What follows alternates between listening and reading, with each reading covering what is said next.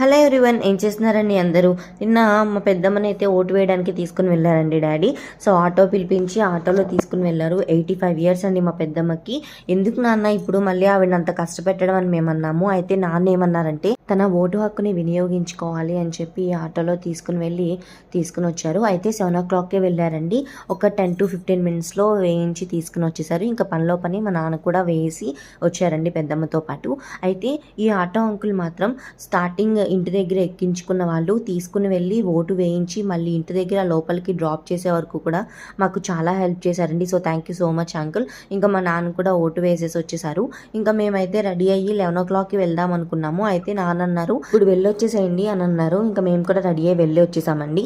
ఇంకా సాయంకాలం వెళ్దాం అనుకున్నాము. అందరూ అలానే అనుకుని ఈవినింగ్ వచ్చారు. సో మీరైతే మార్నింగ్ వెళ్ళారా లేదంటే ఎండలో వెయిట్ చేసి వేసి వచ్చారా, ఈవినింగ్ వెళ్ళారా? కామెంట్ బాక్స్లో కామెంట్ చేసేసేయండి. మేమైతే మా ఓటు హక్కుని వినియోగించుకున్నాము.